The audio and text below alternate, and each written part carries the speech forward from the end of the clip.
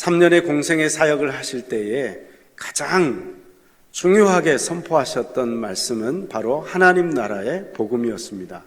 그 하나님 나라의 복음을 선포하시고 가르치시고 또 병자들을 고치시는 사역, 그 사역이 예수님께서 공생의 사역 동안에 하셨던 일들입니다.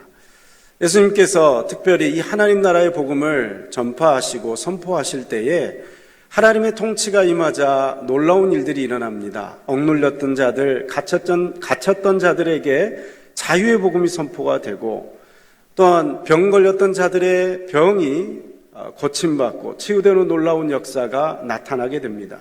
가난한 자들에게 이 놀라운 하나님의 복음이 전파됩니다. 하나님의 통치가 임할 때 악한 귀신들은 그 자리에 있을 수가 없죠. 그래서 떠나가게 되고, 우리 10년 가운데 하나님이 의도하셨던 그 놀라운 자유, 평강, 기쁨이 찾아오게 됩니다. 그 놀라운 일들을 베푸시자 가버나움을 중심으로 또한 갈릴리 지역을 중심으로 수많은 사람들이, 특별히 환자들이 예수님께 다가오게 됩니다. 가까이 찾게 되는데요. 그래서 보면 오늘도 나병 환자 한 사람이 예수님께 나오는 것을 보게 됩니다. 나병은 특별히 치료제가 없었던 옛날 고대 사회에서 무서운 전염병입니다. 그래서 구약의 율법에도 보면 정결법으로 이 나병이 얼마나 격리가 돼야 되고 또 제의적으로 함께 신앙 공동체 안에 들어올 수 없는 것을 아주 구체적으로 명시해 놓은 것을 볼 수가 있습니다. 일단 제사장으로부터 나병에 걸린 것이 확정이 되면 그 사람은 자기의 옷을 찢고 머리를 헤치고 부정하다 나는 정결하지 않은 사람입니다 라고 외쳐야만 했습니다. 사람들과 함께 성 안에서 생활하지 못하고 성 밖으로 쫓겨났고 마을 안에서 살지 못하고 마을 밖에서 제대로 된 직업과 일자리를 구할 수 없어서 구걸하면서, 그리고 또한 다른 사람들의 호의에 힘입어서 살 수밖에 없는 그런 비참한 존재로 떨어지는 상황에 빠졌습니다. 그러한 형편에 처했던 나병 환자, 부정한 사람이었기 때문에 그 사람을 만지는 자도 부정하게 됩니다. 그래서 사람들의 스킨십, 터치를 경험할 수 없는 존재예요. 가까이 갈 때에도 자기가 부정한 사람이라는 걸 끊임없이 알려야만 했습니다. 제가 군대에서 화생방 훈련을 받을 때가 있었습니다. 그러니까 적군이 가스전으로 화학전이라고 하죠. 가스 테러를 벌이면 그 가스가 떨어지게 되면 재빨리 자기가 가지고 있는 방독면을 착용을 착착 하고 나서, 그러고 나서 외치는 소리가 있습니다. 그게 뭐냐면 이 팔을 이렇게 90도로 이렇게 펴서 이렇게 굽히면서 가스 이렇게 외쳐줘야 돼요. 네. 이걸 왜 하냐면 내 뒤에 있는 혹은 옆에 있는 우리 아군들한테 지금 가스가 떨어졌다, 빨리 방독면 착용해라, 이것을 보이게끔 이렇게 큰 동작으로 표현하는 거예요. 가스 이러면 그 사람들이 이제 그걸 딱 보고 나서 재빨리 방독면을 착용하고 머리끈을 조이고 해가지고 자기 또 그 뒤에 있는 사람을 위해서 가스 그러면 이제 앞에서 가스 뒤에서 가스 계속 이제 그 가스 외치면서 그 가스전을 대비를 하는 거죠. 살아남는 거죠, 전쟁터에서. 근데요, 그 나병 환자도 이 비슷한 행동을 하는 거예요. 혹시나 이제 자기가 마을 안에 들어갈 때가 있잖아요. 사람들이 있는 곳으로. 그러면요, 어떤 동작을 해야 되냐면 손으로 윗입술을 가린대요. 그래서 저는 윗입술을 가리면 아랫입술은 벌리라는 뜻인가? 이렇게 해야 되나? 그건 아니었던 것 같아요. 윗입술을 가리라는 건 그냥 입술 전체를 가리는 것 같아요. 이렇게 가리면서 부정하다 이걸 외치라는 거예요. 누구 들으라고요? 그 안에 있는 다른 사람들 들으라고. 그러면 그 부정하다라는 소리가 큰 소리로 들리니까 그 소리를 듣는 순간 그 사람에게서 멀리 떨어지는 거죠. 네. 그래서 공동체 이 전염병이 더 이상 확산되지 않도록 막는 역할, 그리고 자기를 스스로 왕따시키는 거죠. 모든 사람으로부터 나는 이렇게 더러운 존재니까 가까이 오지 마십시오, 위험합니다, 이렇게 외칠 수밖에 없는 존재, 그게 강제되어 있는 사회, 그 속에서 살아갔던 이 비참한 존재가 바로 이 나병 환자입니다. 이 나병 환자가 정말 고침받고 싶었기 때문에 그 믿음을 가지고 있습니다. 그러니까 예수님께서 그를 보고 불쌍히 여기셨다고 그랬어요. 긍휼히 여기신 거예요. 불쌍히 여기사 그 예수님께서 어떤 행동을 취하십니까? 원하노니 깨끗하게 될지어다. 그 즉시 그 명령 한마디에 나병이 깨끗이 치유되는 것을 볼 수가 있습니다. 우리는 똑같이 긍휼을 느낄 수가 있죠. 그리고 동정을 할 수가 있습니다. 그러나 우리 인간이 가지고 있는 동정은 값싼 동정, 공허한 메아리로 그칠 때가 많습니다. 왜냐하면 직접 우리가 도와줄 수 없는, 우리 인간의 힘으로는 불가능한 일들이 너무나 많잖아요. 그러나 우리 주님께서 불쌍히 여기시면 그 어떤 문제도 해결되지 않을 문제가 없습니다. 주님께서 불쌍히 여기시면 모든 질병이 치유되고 모든 문제가 해결되고, 특별 새벽 집회 기간 동안에 주님께서 불쌍히 여기시면 그 모든 문제가 해결될 줄 믿습니다. 저는 그래서 제가 기도할 때마다, 저는 기도가 좀 짧아요, 저는. 그래서 항상 어떻게 기도하냐면, 주님 불쌍히 여겨주옵소서. 특별히 앞쪽에다 액센트를 줘가지고 불쌍히 여겨주옵소서. 네. 주님이 불쌍히 여기시면 모든 문제가 해결되는 거예요. 특별히 우리 주님께서는요, 그 누구도 만질 수 없는 사람, 그 나병 환자를 직접 손을 대셨다고 그랬어요. 오늘 본문 한번 볼까요? 네. 오늘 본문 41절 말씀 함께 읽어볼까요? 예수께서 불쌍히 여기사 손을 내밀어 그에게 대시며 이르시되 내가 원하노니 깨끗함을 받으라 하시니. 네, 우리 주님께서는 그 누구도 손대기를 꺼려했던, 여러분 나병은 너무 징그럽잖아요. 저는 태국에 1년 동안 견습선교사를 할 때요, 그때 그 나병 환자촌을 자주 방문을 했어요. 특별히 또 한국에서 고생도 안 해본 그 막 강남의 젊은이들 막 그런 친구들이 오잖아요. 그럼 일부러 이제 거기를 가요. 그러면 뭐 귀 없고 손 없고 코 이렇게 사라졌고 발가락 없고 그런 사람들 막 이렇게 장애를 가지게 되잖아요. 나병 때문에 고통은 못 느낀다 그래요. 근데 몸이 일부가 다 막 사라지는 거예요. 눈도 없고 막 이상한 흉측한 모습으로 바뀌게 되는데, 그게 나병이라는 거죠. 네. 누가 만지고 싶겠어요. 청년들이 오잖아요. 그러면 일부러 짝을 지어줘요. 나병 환자 한 사람하고 청년하고 손을 잡고 기도하게끔 시켜요. 벌벌 떨죠. 닿으면 자기도 옮길 것 같으니까. 그러나 치료 중에 있는 나병 환자, 그리고 이제 그 나병, 흉측한 모습은 남았지만 그 전염력이 다 이렇게 끝난 나병 환자들은 실제 만져도 괜찮아요. 껴안고 기도해줘도 괜찮아요. 우리 선교사님 알죠? 근데 이제 믿음으로 권면을 하는 거죠. 이 친구들을 한번 도전을 하는데 막 무서워가지고 아예 못 가요.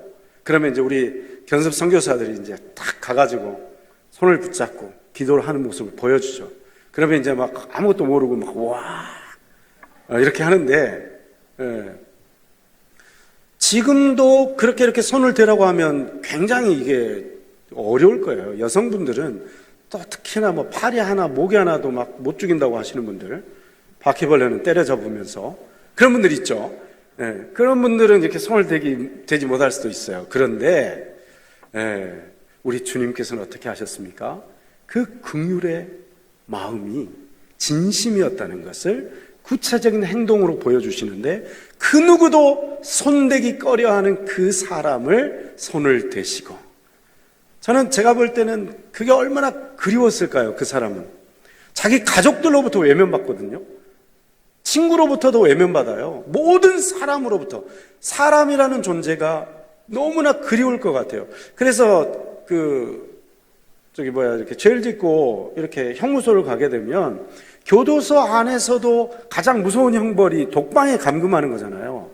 사람하고 못 만나는 형벌, 대화조차 못하는 형벌이 가장 무서운 형벌이래요. 그러니까 그 나병 환자는 얼마나 힘들었겠습니까? 사람의 어떤 포근한 품이 그리웠을 것입니다. 그 나병 환자를 예수님께서 직접 터치하신 거예요. 그리고 내가 원하노니 깨끗하게 될지어다 고쳐주셨어요. 예수님께서 9월 특별 새벽 집회 8월 30날부터 시작하는데 그 특별 새벽 집회에 불쌍히 여기시면, 불쌍히 여기면 받기만 하면 역사가 일어나게 될 줄 믿습니다. 이 놀라운 기적의 주인공들이 다 되시길 바랍니다. 그런데요, 제가 오늘 본문을 묵상하다가 아주 놀라운 사실을 한 가지 발견을 했습니다. 제가 말씀을 드릴까요, 말까요? 드릴까요? 네. 제가 이 본문 말씀 한 번 더 좀 보도록 하겠습니다. 40절과 41절 말씀을 함께 읽겠습니다. 한 나병 환자가 예수께 와서 꿇어 엎드려 간구하여 이르되 원하시면 저를 깨끗하게 하실 수 있나이다. 예수께서 불쌍히 여기사 손을 내밀어 그에게 대시며 이르시되 내가 원하노니 깨끗함을 받으라 하시니. 이 본문 말씀을 묵상하다가 아주 중요한 원리 한 가지를 깨달았어요. 우리가 기도할 때, 우리가 특별히 우리 박준영 목사님이요, 우리 오늘 에스더에서 찬양한 곡 은혜라는 찬양 있죠. 이것도 우리 박준영 목사님이 소개를 한 거예요. 그래서 제가 불렀어요, 같이. 은혜가 됐죠.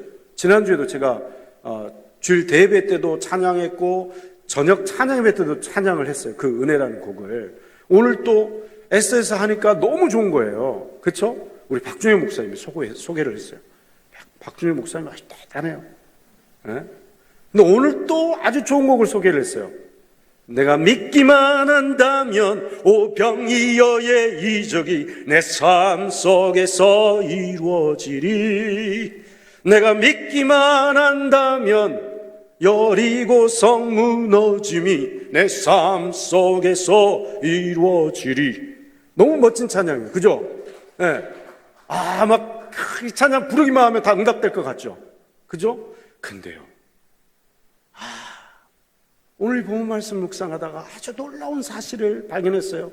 내가 믿기만 한다면, 이 노래 앞 구절에 뭔가 하나가 더 들어가더라고요. 그게 뭐냐면, 말해줄까요, 말까요?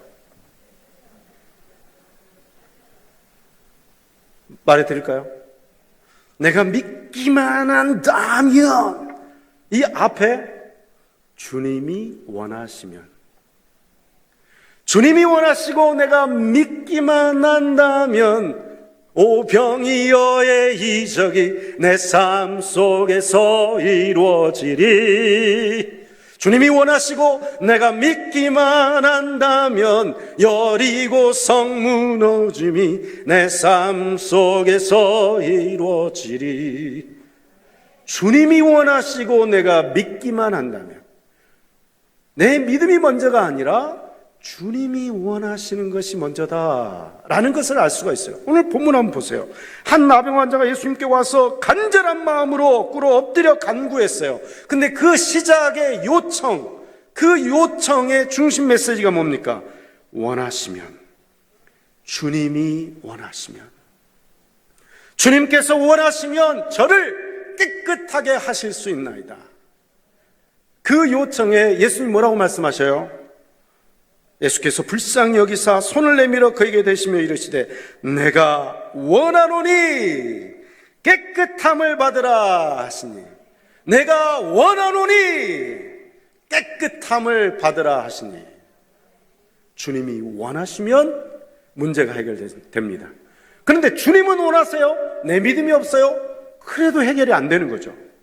그런데 주님이 원하시지 않는데 나는 믿음이 있어요. 오병이의 기적 나한테도 일어납니다. 근데 주님이 원하시는 때가 아니에요. 주님이 원하시는 장소가 아니에요. 주님이 원하시는 시기가 아니에요. 그러면 이루어지지 않을 수도 있는 거예요. 9월 특별 새벽 집회를 통해서 우리가 믿기만 한다면 오병이어의 기적이 내 삶 속에서 이루어지리. 이 일이 일어나게 될 줄 믿습니다. 그러나 주님이 원하시는 것을 구하십시오. 주님 마음에 합당한 것을 먼저 구하십시오. 나의 정욕과 욕심으로 구하지 마시고 주님 마음에 합한 기도의 제목을 가지고 구하시는 저와 여러분들 다 되시기를 바랍니다. 그래서 우리는 기도를 할 때에 우선순위가 있다는 것을 알아야 돼요.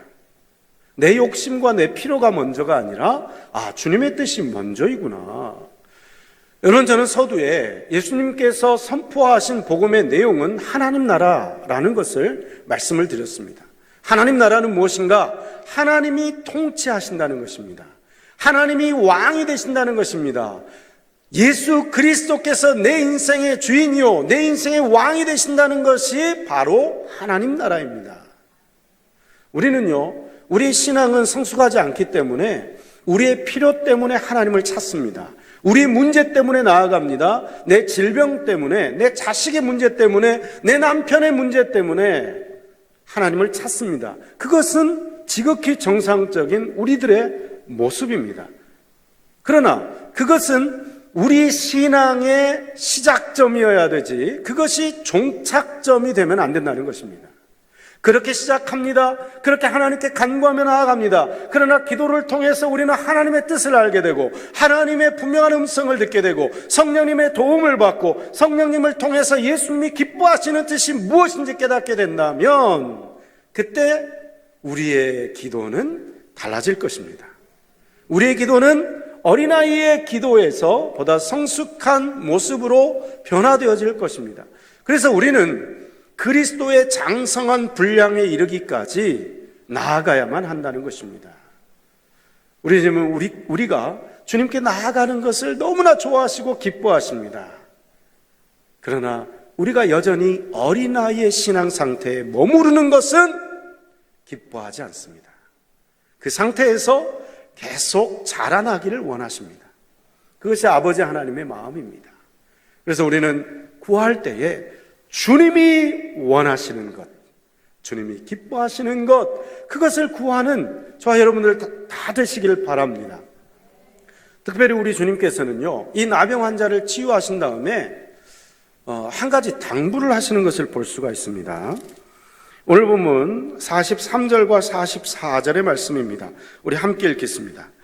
곧 보내시며 엄히 경고하사 이르시되 삼가 아무에게 아무 말도 하지 말고 가서 내 몸을 제사장에게 보이고 내가 깨끗하게 되었으니 모세가 명한 것을 드려 그들에게 입증하라 하셨더라. 네, 자, 이 본 말씀을 보면 주님께서 엄청나게 엄하게 무섭게 경고하신 게 있어요. 그게 뭡니까? 사람들한테 내 소문 내지 말라는 것입니다. 내가 너를 이렇게 깨끗하게 고쳐놨는데 동네방네 다니면서 네가 이렇게 나를 통해서 고침받은 거 이야기하지 말라는 것입니다. 너무 이상하죠? 그죠? 이렇게 좋은 일, 이렇게 엄청난 기적을 체험했는데 어떻게 아무 말도 안 하고 있습니까? 그게 비정상이죠. 나한테 이렇게 엄청난 일이 벌어졌는데 이 일을 어떻게 떠벌리지 않고 있을 수 있단 말입니까? 그러나 주님이 아무 말도 하지 말라는 거예요. 다만 제사장한테 가서 네 몸이 깨끗하게 되었다는 것만 확증하고 율법에 정한 대로 드릴 것 드리고 제사를 지내라. 그래서 공동체 복귀를 하고, 그리고 제의적으로 이 종교적으로도 격리가 된 생활에서 사람들과 함께 이제 회당에서 예배를 드리는 삶을 살아라. 이렇게 정상적인 삶이 가능하도록 이야기를 하시는 거예요. 근데 왜 이것을 엄하게 하지 말라고 하냐는 거죠. 왜 이 좋은 일을 왜 말하지 말라는 거예요? 그것은 바로 그 다음에 나오는 결과를 보면 알 수가 있어요. 45절입니다. 우리 45절 함께 읽겠습니다. 그러나 그 사람이 나가서 이 일을 많이 전파하여 널리 퍼지게 하니 그러므로 예수께서 다시는 드러나게 동네에 들어가지 못하시고 오직 바깥 한적한 곳에 계셨으나 사방에서 사람들이 그에게로 나아오더라. 네, 예수님께서 다시는 드러나게 대도시 안에 들어갈 수가 없었어요. 예수님의 우선순위는 사람들을 고치고 치유하고 귀신을 쫓아내는 것이 아니었다는 것을 알 수가 있습니다. 예수님의 그 사역의 우선순위에는 뭐가 있었냐면 바로 이 하나님 나라의 복음을, 아직도 귀신의 지배 가운데 있고 사탄의 자녀로 그 죽은 자, 영적으로 죽은 자들을 살리는 일, 그를 하나님의 자녀로 회복시키는 일, 하나님 나라의 자녀로 살게 하는 일, 이것이 가장 급한 일이었다는 것입니다. 그 급한 일을 위해서 덜 중요한 일을 미루신 거예요. 그 일이 일어나지 않도록 엄히 명하신 거예요. 하나님 나라의 복음을 듣는 것이 육신의 치유, 질병을 고침받는 것보다 더욱 중요하다는 것을 아셨기 때문에, 그래서 그걸 말하지 말라고 이야기하신 거예요. 그러나 이 사람은 순종하지 않았어요. 하나님 말씀 듣는 것보다 자기의 필요가 채워진 것, 자기의 문제가 해결된 것이 더 중요했어요. 하나님의 뜻보다는 내가 하고 싶은 대로 하는 것, 이것이 그 사람의 모습이었어요. 결국 하나님 나라의 사역이 방해되었다는 것입니다. 하나님 나라의 사역이 지체되었다는 것입니다. 우리가 신앙생활을 할 때 하나님의 뜻보다 나의 뜻을 앞세워서는 안 됩니다. 물론 나의 뜻도 선하고 아름다울 수 있습니다. 선한 열심에서 나온 일일 수 있습니다. 그러나 베드로가 선한 사랑과 열심에서 나온 말이었지만, 주여, 주님께서 십자가에서 죽는 일은 결코 일어나서는 안 됩니다 말했을 때, 그 베드로는 인간적인 열심과 노력을 낸 것입니다. 뭐라고 예수님께서 이야기하십니까? 사탄아, 내 뒤로 물러가라. 너는 하나님의 일을 생각하는 자가 아니라 사람의 일을 생각하는 자다. 사람의 경우에서는 좋은 일이라는 거예요. 네가 나를 너무나 사랑해서 내가 이렇게 죽는 걸 방해하는 것, 막는 것 너무 좋은 일이다. 그러나 너는 지금 하나님의 일을 하는 것이 아니라 사람의 일을 하고 있다. 여러분, 예수님께서는 이 땅에 오셨을 때 사람의 일을 하기 위해서 오신 것이 아닙니다. 물론 결론적으로는 사람을 위한 일을 하셨어요. 십자가에서 죽으시고 우리를 구원하시고 하나님의 백성 만드셨어요. 그것은 누구의 일을 하고 가신 것입니까? 아버지의 일, 하나님 아버지의 일이었습니다.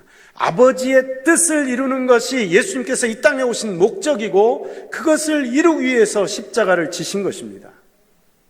그래서요, 우리는 내 뜻이 아니라 하나님의 뜻을 깨달아야 되고, 그 하나님의 뜻을 깨닫기 위해서 우리는 기도의 자리로 나아가야만 합니다. 8월 30날 특별 새벽 집회, 9월 특별 새벽 집회에 제가 두 가지를 제안을 해드렸어요. 지금 뭘 먼저 들어야 됩니까? 주님이 원하시는 뜻을 먼저 들어야 돼요. 내 뜻이 아니라 주님이 원하시는 것은 무엇인가? 네. 그리고 결국은 같은 말이지만 하나님의 뜻대로, 그 음성대로 순종하는 믿음으로 나가야 된다는 것입니다. 9월 특별 새벽 집회가 바로 그러한 귀한 은혜가 임하는 집회가 되기를 소망합니다. 주님의 뜻이 무엇인지, 주님이 원하시는 것이 무엇인지 기도를 통해서 물을 때 성령 하나님께서 깨닫게 해주시는 것입니다. 성령 하나님께서 동행하시는 것입니다. 성령 하나님께서 우리로 하여금 그 일을 능히 감당할 수 있도록 은혜도 주시고 능력도 주시고 지혜도 주실 줄 믿습니다. 나 주님의 기쁨 되기 원하네. 내 마음을 새롭게 하소서. 새 부대가 되게 하여 주사. 주님의 빛 비추게 하소서. 내가 원하는 한 가지, 주님의 기쁨이 되는 것. 내가 원하는 한 가지, 주님의 기쁨이 되는 것. 오직 주님의 기쁨, 주님의 뜻을 이루시는 저와 여러분들 다 되시기를 간절히 기원드립니다. 기도하겠습니다.